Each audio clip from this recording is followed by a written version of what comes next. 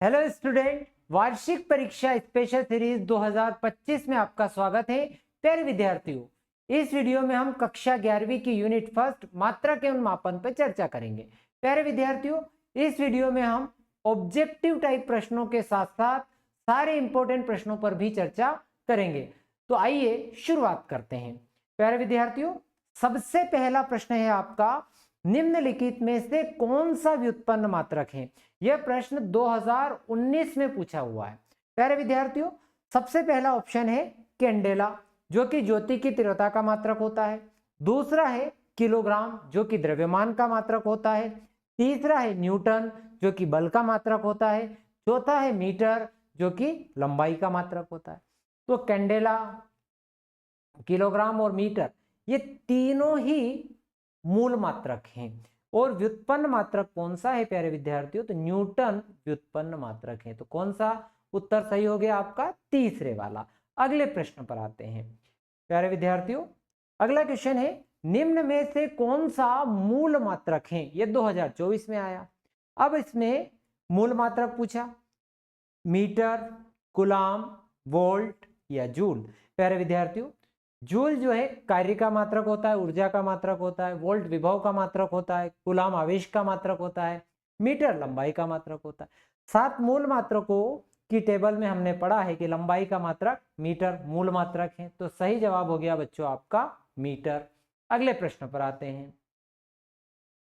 समय का मात्रक नहीं है, सेकंड, माह, वर्ष, प्रकाश वर्ष। प्यारे विद्यार्थियों, सेकंड समय का मात्रक है, माह महीना भी समय का मात्रक है, वर्ष भी समय का मात्रक है। तो बच्चों प्रकाश वर्ष किसका मात्रक? तो प्यारे विद्यार्थियों, प्रकाश वर्ष दूरी का मात्रक है। तो प्यारे विद्यार्थियों, समय का मात्रक नहीं है तो प्रकाश वर्ष नहीं है। क्यों? क्योंकि प्रकाश वर्ष दूरी का मात्रक है। अगले प्रश्न पर आते हैं बच्चों। अगला प्रश्न है आपका, 4.0030 में सार्थक अंकों की संख्या है। ये 2 बार पूछा, 2019 में आया, 2024 में आया। ठीक है, तो सार्थक अंकों में गिनेंगे 1, 2, 3, 4 और 5। क्योंकि जो भी दशमलव में जो अंक होते हैं उनके आखिरी में जो शून्य आती है वह शून्य भी सार्थक अंकों में गिनी जाती है, इसीलिए इसको गिनना है। तो कितने सार्थक अंक हो गए प्यारे विद्यार्थियों? 5। तो 5 सार्थक अंक इसमें होते हैं। अगले प्रश्न पर आ जाए। प्लांक नीतांक की विमा किस भौतिक राशि के समान है? पहले प्लांक देखो, सभी की विमाएं निकालेंगे अपन, इससे अपने को समझ आएगा कि हाँ क्या है। देखो, ऊर्जा की विमा सभी को मौखिक तौर पर याद होती है, ml² T−2, ये ऊर्जा की विमा है। संवेग की विमा भी सभी को याद होनी चाहिए, तो m1L1 T−1। ठीक, अब है आपका बल आघूर्ण। तो बल आघूर्ण की विमा, तो सूत्र होता है τ=F×r। ठीक, बल का विमीय सूत्र mlt−2, दूरी के लिए L, तो ये हो जाएगा आपका m1L² T−2। ठीक, कोणीय संवेग का जो सूत्र होता है बेटा, वो होता है L=P×r। संवेग का तो m1L1 T−1 और L इसका, तो ये हो जाएगा आपका m1L² T−1। ठीक, ये कोणीय संवेग की विमा हो गई। अब सभी की विमाएं मैंने यहां लिख दी है।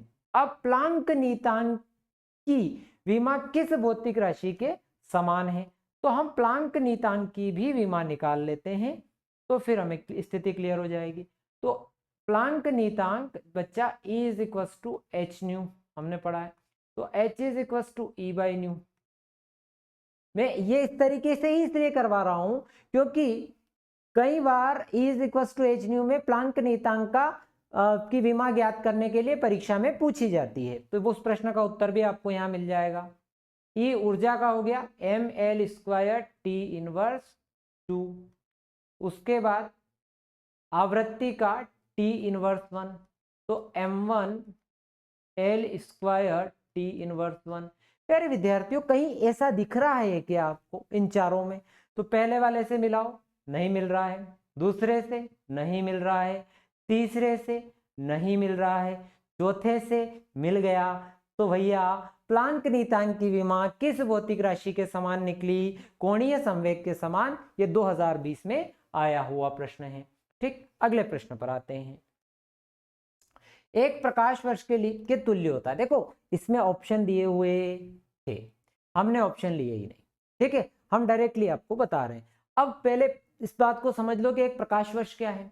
तो प्रकाश द्वारा एक वर्ष में तय की गई दूरी को एक प्रकाश वर्ष कहते हैं। प्यारे विद्यार्थियों, जब हम दूरी निकाल रहे हैं प्रकाश द्वारा एक वर्ष में तय की गई दूरी, तो चाल गुणित समय, दूरी बराबर चाल गुणित समय। ठीक है, दूरी बराबर हो गया बच्चा चाल गुणित समय। प्रकाश की चाल तो लगभग 3 गुणित 10⁸ मीटर प्रति सेकेंड। समय, अब समय तो एक वर्ष में कितना समय हुआ? तो एक वर्ष में देखो, एक वर्ष में 365 दिन होते हैं, सभी को पता है 365 दिन होते हैं।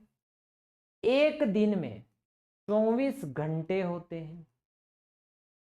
एक घंटे में 60 मिनट होते हैं। एक मिनट में 60 सेकंड होते हैं। इन सबको मल्टीप्लाई करके और आप अगर कैलकुलेट करें तो लगभग 9.46 गुणित 10⁻15 मीटर, या अगर आप इसको किलोमीटर में लिखोगे तो 9.46 गुणित 10⁻12 किलोमीटर ये आएगा। ठीक है बच्चों, अगले प्रश्न की तरफ बढ़ते हैं। ये ऐसा ऑप्शन आपको इन दोनों में से जो भी ऑप्शन दिया हो उसको करेक्ट कर दीजिएगा। क्वेश्चन है एक एंगस्ट्रॉम के बराबर होता है, तो इसमें भी ऑप्शन दिए हुए थे पर हम लोग ऑप्शन नहीं ले रहे, सीधे लिख रहे हैं एक एंगस्ट्रॉम बराबर 10⁻−10 मीटर या 10⁻8 सेंटीमीटर। ठीक, ये 2023 में आया हुआ प्रश्न। अगले प्रश्न पर आते, दाब का विमीय सूत्र है। इसमें भी ऑप्शन थे पर हमने नहीं लिए। तो दाब का विमीय सूत्र है P बराबर F/A।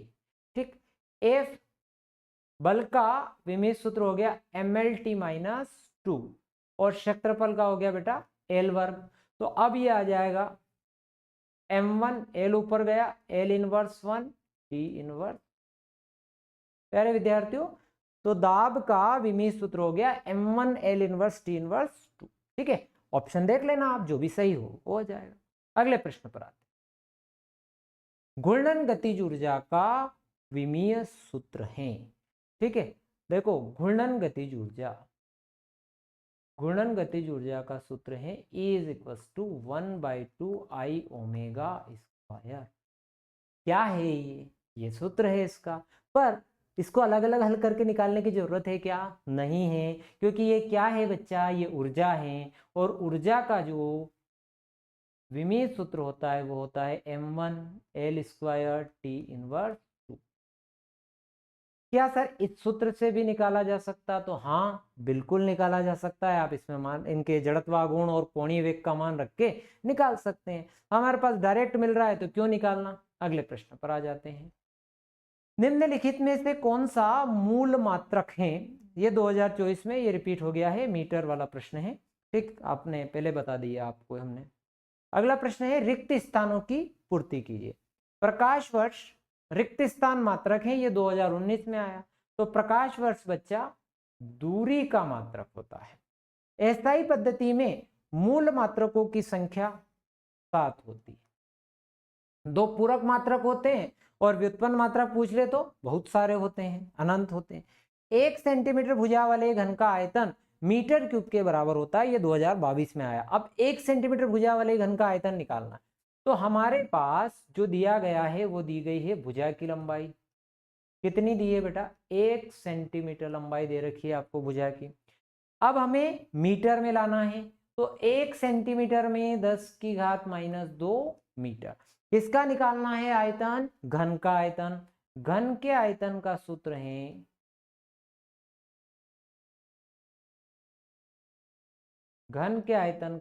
है भुजा का क्यूब।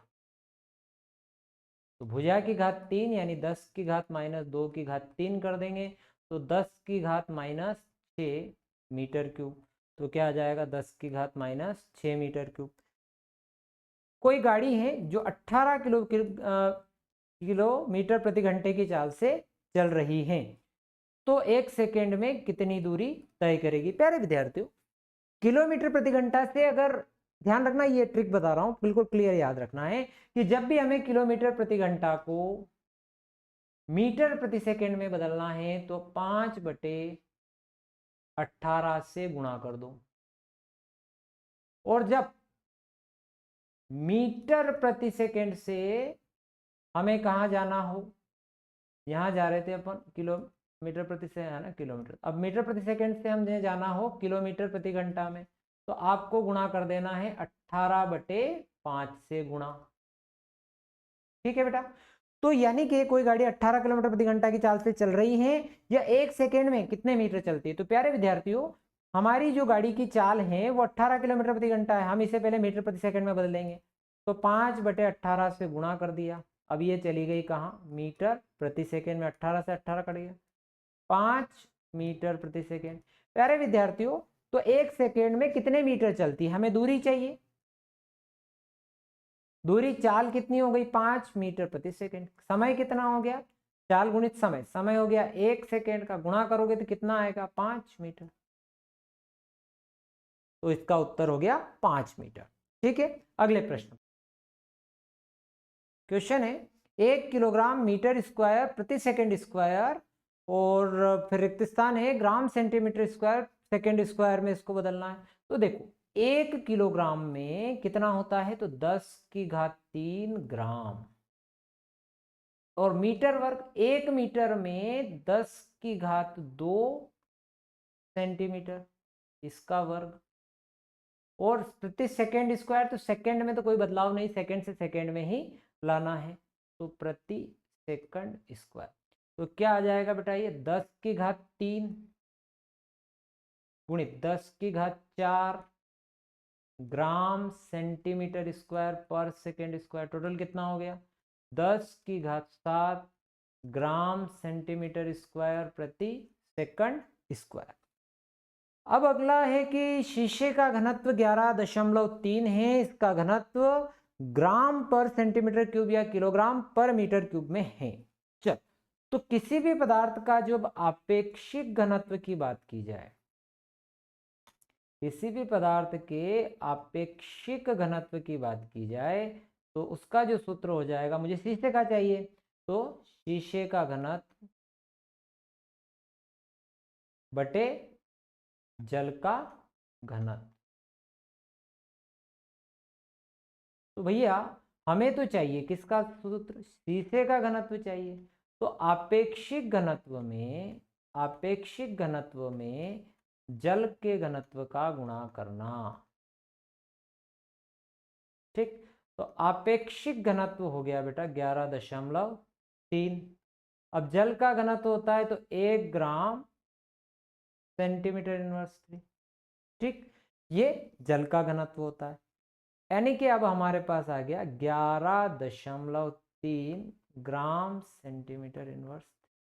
अब बच्चे यदि आपको मीटर में निकालना हो इसको, तो किलोग्राम प्रति मीटर क्यूब में, तो जब हमें ग्राम को किलोग्राम में बदलते हैं तो 10 की घात कितने से गुणा करते हैं, -3 से, और सेंटीमीटर को जब मीटर में बदलते हैं तो 10 की घात कितने से करते हैं भैया, -2 से।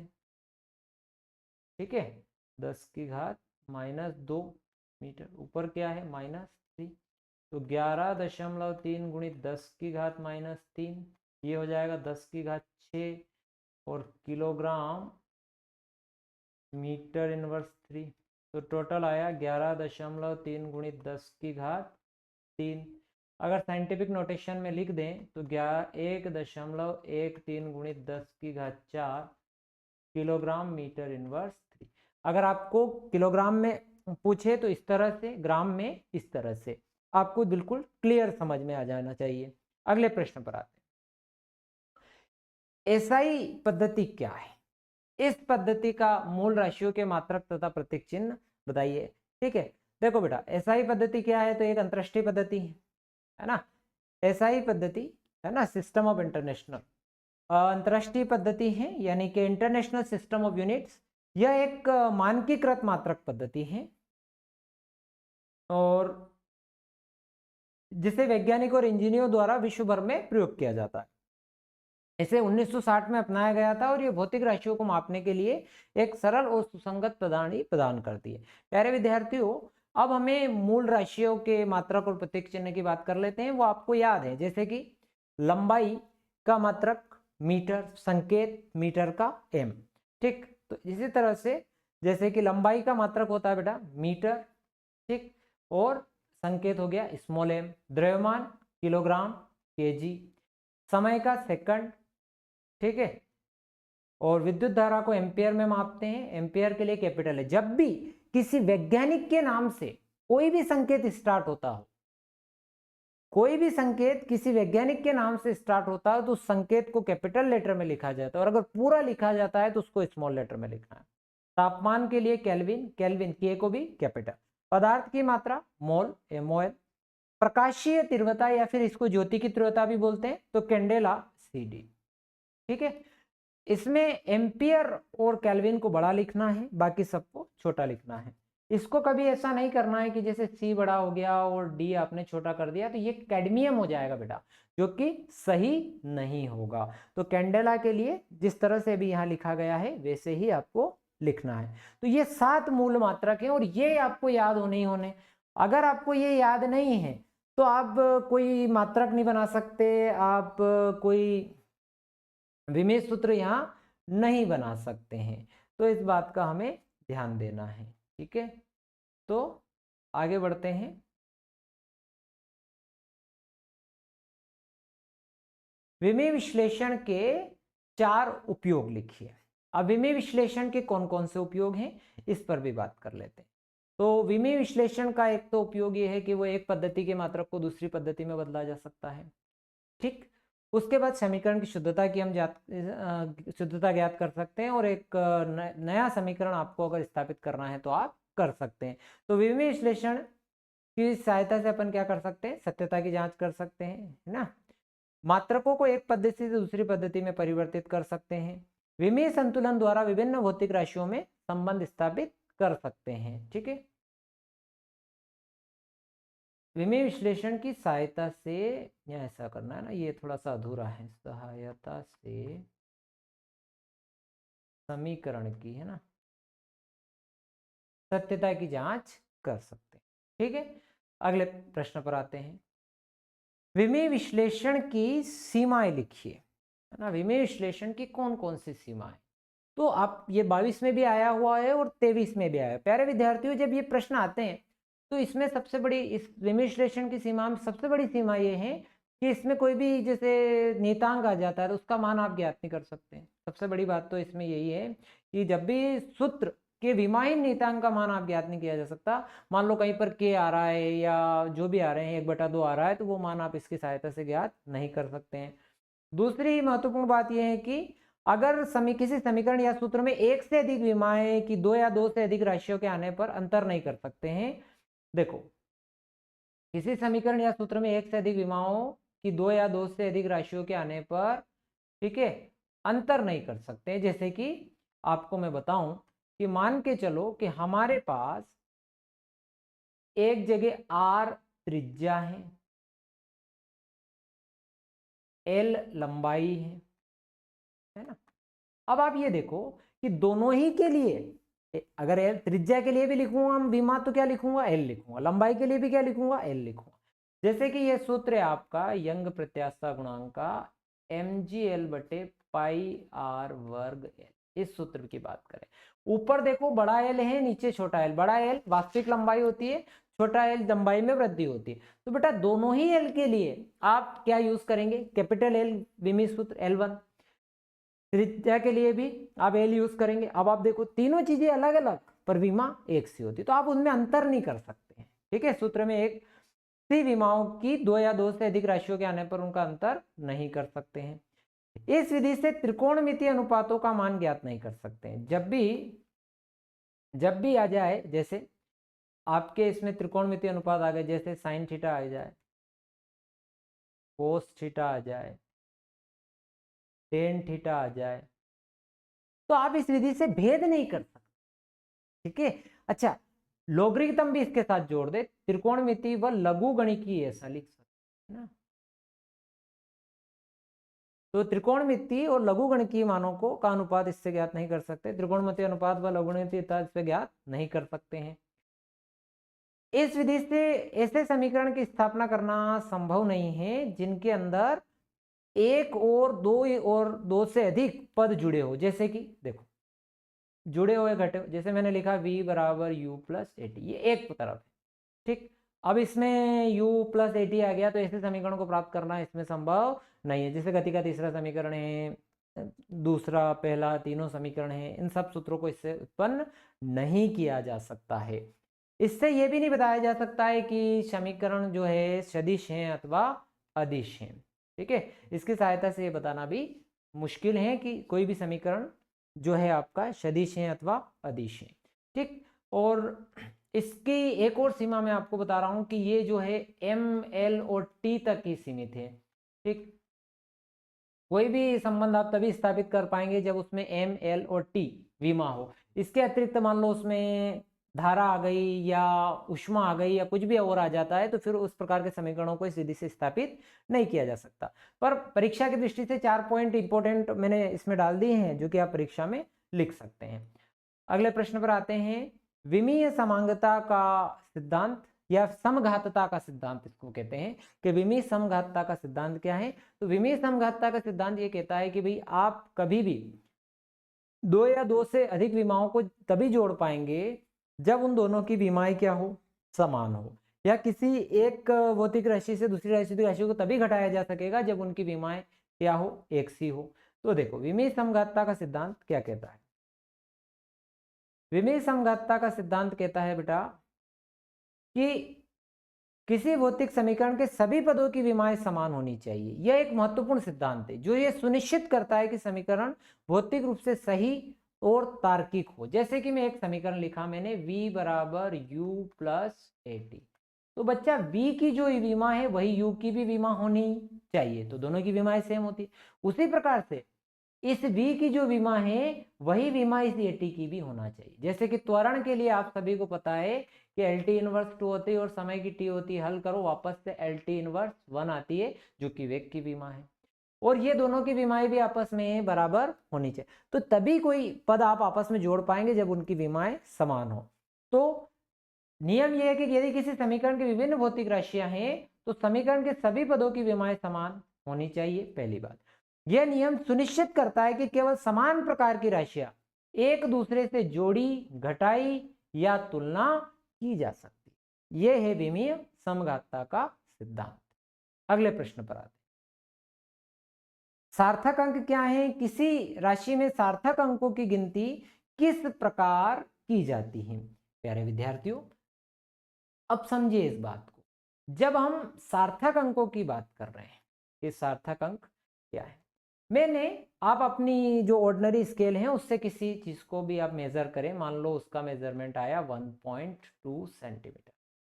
अब क्या है कि ये जो 2 जब आता है स्केल पर, तो इस 2 पर हमेशा आपको कंफ्यूजन रहेगा।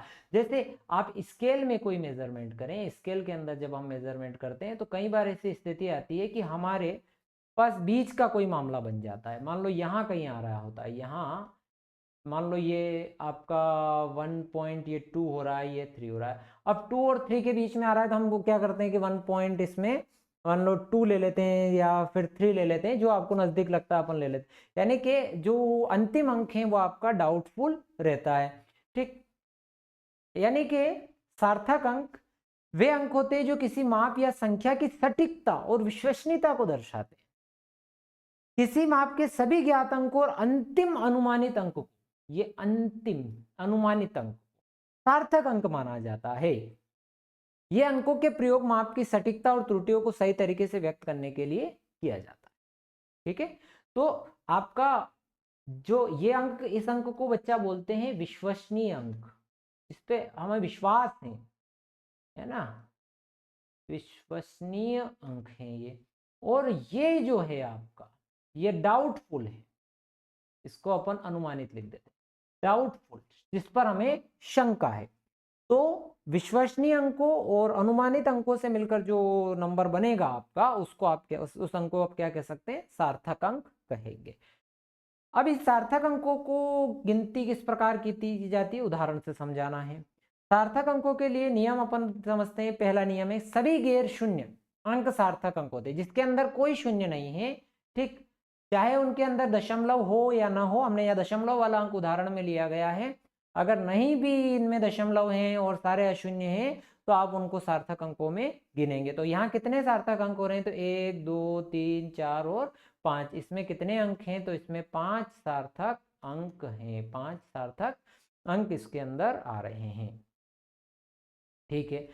दूसरा, यदि दशमलव बिंदु के बाद शून्य अंक दिए गए हो तो सभी सार्थक अंक होते हैं। जब दशमलव आ जाए, दशमलव बिंदु के बाद शून्य अंक दिए गए हो, तो ये भी सार्थक अंक होते हैं।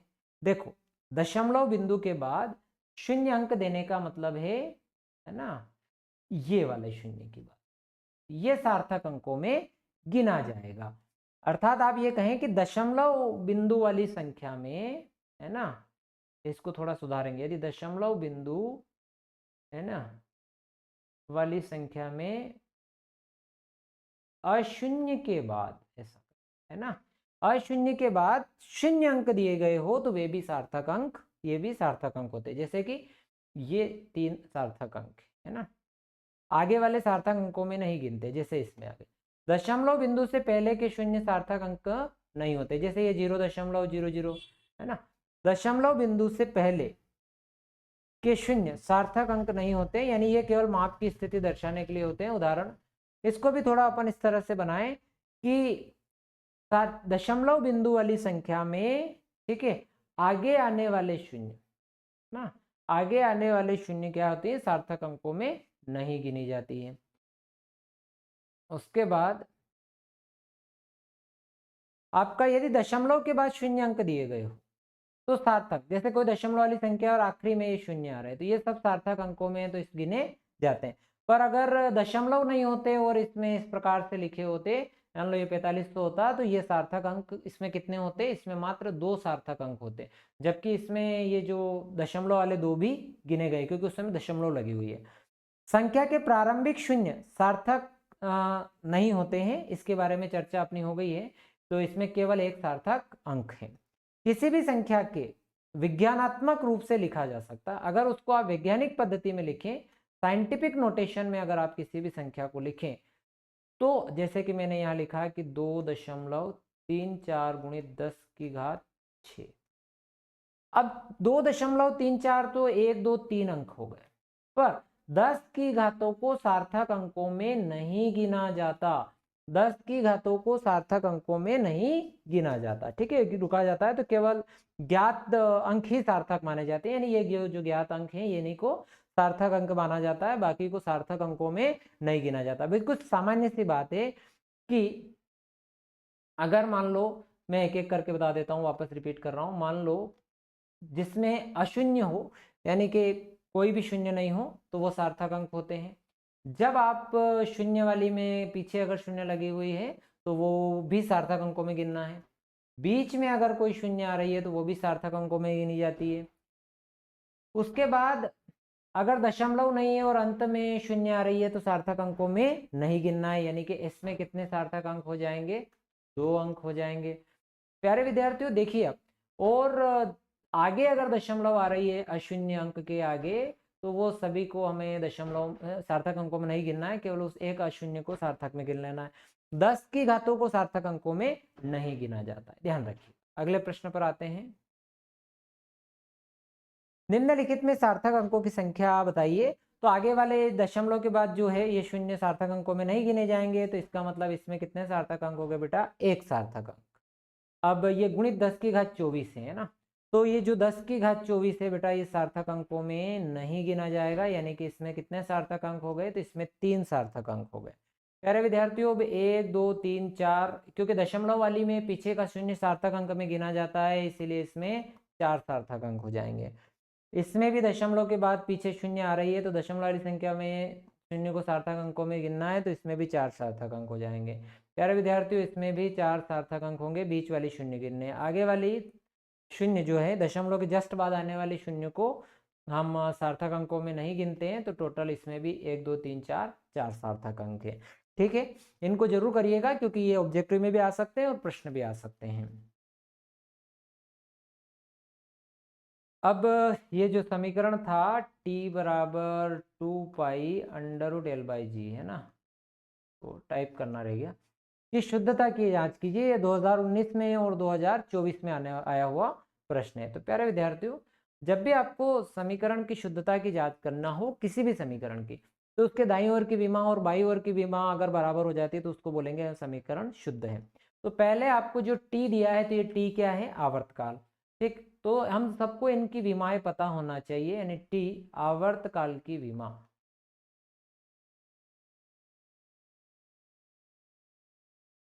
का विमीय सूत्र ऐसा कर लो। तो आवर्तकाल का विमीय सूत्र हो गया ओनली T1। ठीक, L लंबाई का विमीय सूत्र ऐसा कैसा, लंबाई के लिए आपका L। उसके बाद G, G क्या है, तो गुरुत्वीय त्वरण। तो गुरुत्वीय त्वरण का विमीय सूत्र, त्वरण का विमीय सूत्र L1 T इनवर्स 2 होता है। ठीक, अब देखेंगे, अब हम ले लेते हैं बेटा इसमें LHS। तो LHS में बेटा आपने ले लिया T, T के लिए आपको T1 ही लिखना है।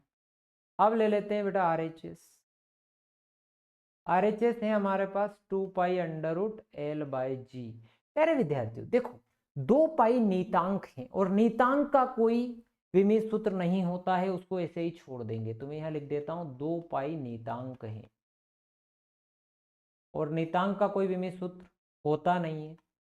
प्यारे विद्यार्थियों एल की जगह आप एल ले लेंगे, यहाँ हो जाएगा L1 T इनवर्स 2, एल से एल की पिक्चर खत्म, T इनवर्स 2 ऊपर जाके T स्क्वायर में कन्वर्ट हो गया, रूट से बाहर आया तो T1 हो गया। देखो LHS की विमा और RHS की विमा समान है, तो दी गई समीकरण शुद्ध है।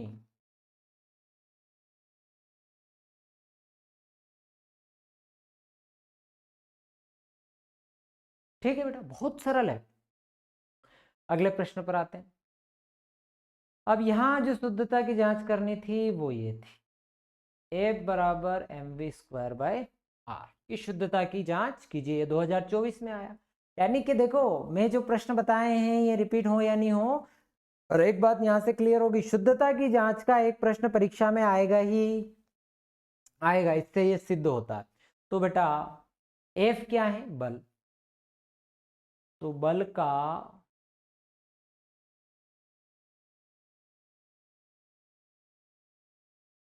विमीय सूत्र क्या होता है, बल का विमीय सूत्र, तो M1 L1 T इनवर्स 2।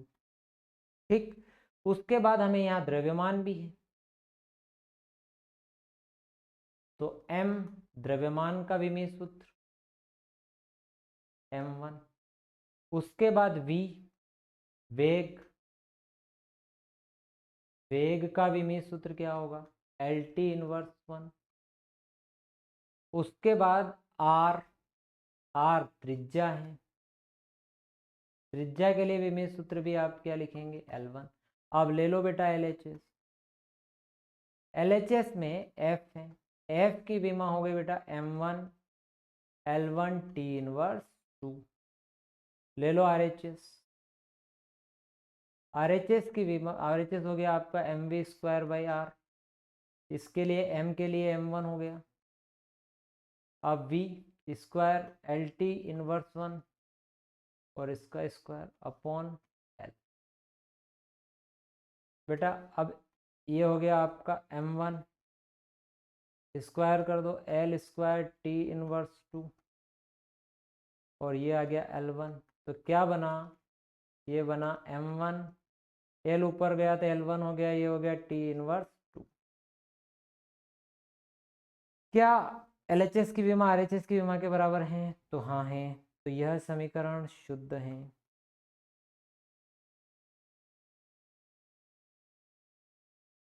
ठीक है, बहुत सरल है। नेक्स्ट क्वेश्चन पर आते हैं।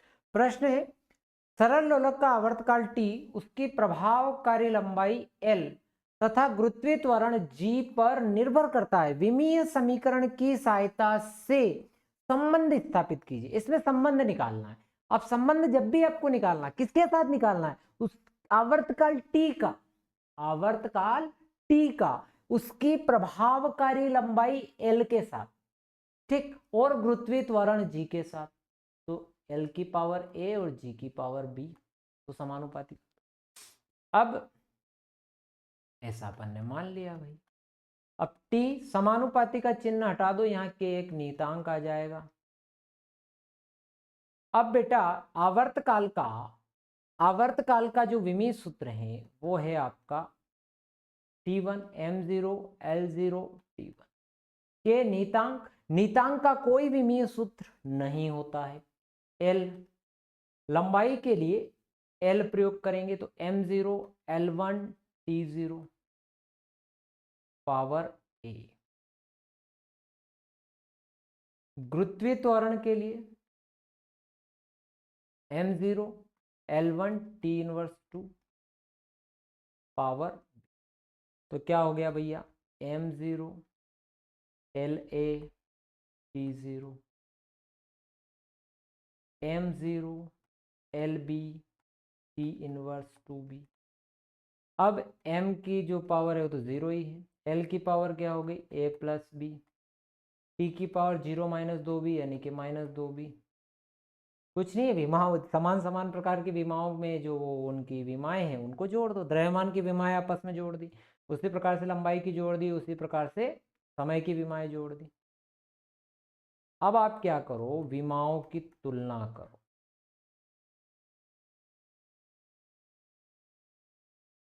विमाओं की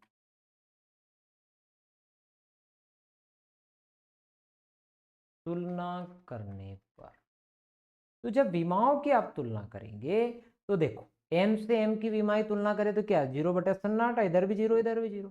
l की विमा इधर 0 है उधर a प्लस बी है, तो a प्लस बी बराबर क्या होगा? 0।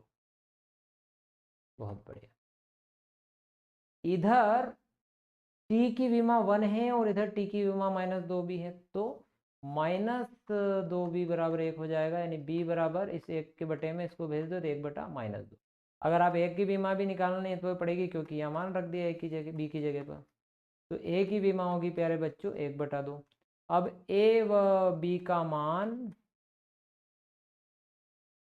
समीकरण 1 में, और a और b का मान जब आप समीकरण इसको 1 दे दें और इसमें रखें, तो समीकरण 1 में रखेंगे तो t बराबर के l की घात कितनी? 1/2 और g की घात -1/2, और ये माइनस वाली घात को अपन नीचे ले आए तो l की घात 1/2 g की घात 1/2, तो t बराबर के l बटा g की घात 1/2, यानी कि t बराबर के रूट में लिख लो तो √l/g। सामान्यतः के t बराबर 2π√l/g होता है सरल लोलक के आवर्तकाल का सूत्र, परंतु 2π हम इस विधि से ला नहीं सकते हैं। हमने इसकी सीमाओं में ये भी पढ़ा है।